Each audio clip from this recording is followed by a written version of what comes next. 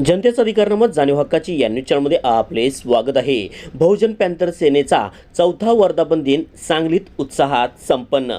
भटक्या विमुक्त बहुरूपी समाजाच्या कार्यकर्त्यांचा नियुक्तीपत्र देऊन गौरव। बहुजन पॅंथर सेनेचा चौथा वर्धापन दिन सोहळा 31 जुलै 2026 रोजी कुपवाड रोड सांगली येथील कारंडे मल्टीपर्पज हॉल येथे उत्साहपूर्ण वातावरणात संपन्न झाला। या सोहळ्याला सामाजिक, राजकीय, सांस्कृतिक व चित्रपट क्षेत्रातील मान्यवरांसह संघटनेचे पदाधिकारी, कार्यकर्ते आणि नागरिक मोठ्या संख्येने उपस्थित होते।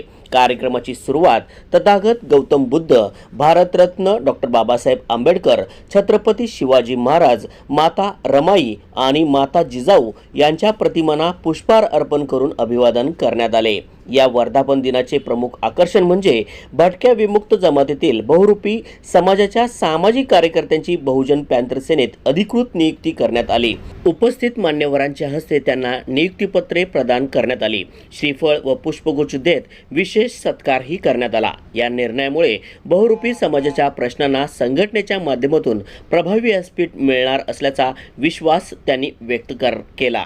कार्यक्रमाला सिने अभिनेत्री मोहिनी खोत, चित्रपट दिग्दर्शक व लेखक अशोक रास्ते, वंचित बहुजन आघाडीचे सांगली जिल्हाध्यक्ष सोनवणे, सामाजिक कार्यकर्त्या जयश्री पाटील, सांगली सिव्हिल हॉस्पिटल युनियनचे अध्यक्ष संजय मोरे, बहुजन क्रांती सेनेचे पश्चिम महाराष्ट्र सचिव प्रशांत कांबळे, उद्योजक राहुल ढोमणे आणि वावळ यांच्यासह अनेक मान्यवर उपस्थित होते। प्रास्ताविक बहुजन पॅंथर सेनेचे संस्थापक अध्यक्षा सौ निशाताई गणेश बचुटे यांनी संघटनेच्या स्थापनेपासून कार्याचा आढावा देत आगामी सामाजिक वाटचालीचा संकल्प व्यक्त केला। कार्यक्रमाचे आयोजन महाराष्ट्र राज्य अध्यक्ष तथा चित्रपट कलाकार सुभाष तुपे यांनी केले होते, तर नियोजनाची जबाबदारी प्रशांत कांबळे, सचिव जालेंद्र वाघमारे आणि उपाध्यक्ष गणेश बचुटे यांनी यशस्वीरित्या सांभाळली।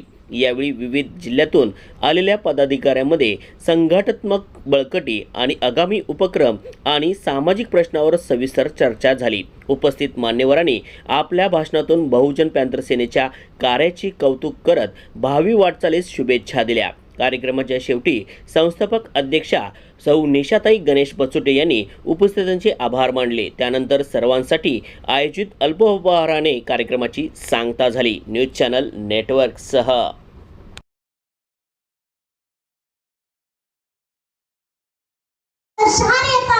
आणि एवढं खंत वाटते की माझा भारत देश आणि माझा महाराष्ट्र अजूनही सुखी नाहीये आणि महिलांच्या बाबतीत सुरक्षा नाहीये।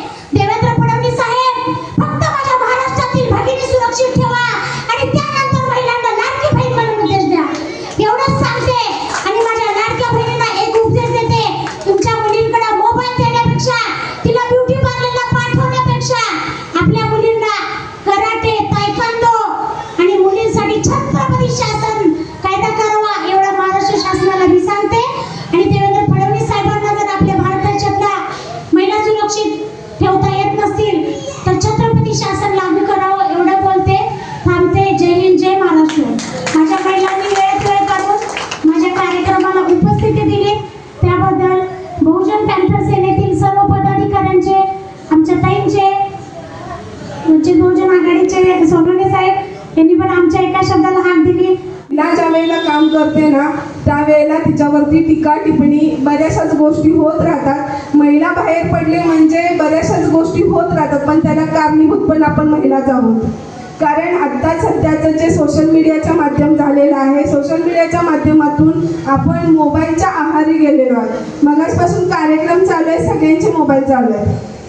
म्हणजे आपण एखाद्या कार्यक्रमात जरी असलो, आपल्या आजूबाजूला माणसं जरी असली तरी आपण त्या मोबाईलमध्ये किती बिझी राहावं हे आपल्याला समजलं पाहिजे। मोबाईल म्हणजे आयुष्य नाही आहे, कुठं तर ओढ संसाराकडची सुटत चालली आहे। आपण संसार सोडून मोबाईलच्या अधीन होत चाललो आहे। म्हणजे होणारं फ्रीडम जे आहे ते फ्रीडम कशासाठी पाहिजे? आपल्याला पुरुषाच्या खांद्याला खांदा लावता यावा, आपल्याला डॉक्टर बनता यावं, आपल्याला वकील बनता यावं, आपल्याला विमान चालवता यावं, म्हणजे आपल्याला सगळ्या गोष्टीमध्ये पुढे जाण्यासाठी महिलांना फ्रीडम पाहिजे।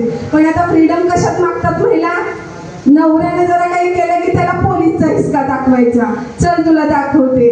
नाही करायचं असं. म्हणजे एक महिला असून आम्हाला हे बोलावं लागतं, हे आमचं दुर्भाग्य आहे. रियालिटी सांगायचं गेलं तर दादा, आता सध्याची कंडिशन अशी आहे की पहिलं आई सांगायची मुलीला की ज्या वेळेला लग्न होते त्यावेळेला अशी म्हणायची बाबा दिल्या घरी सुखी राहा, जे काय होईल ते तिकडेच.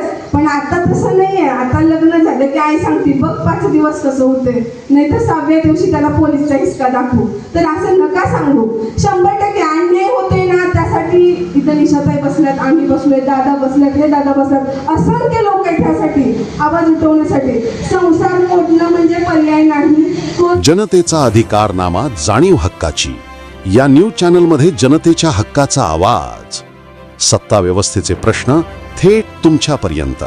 जाहिराती आणि बातमीसाठी आजच 70 57 87 98 02 शी संपर्क साधावा.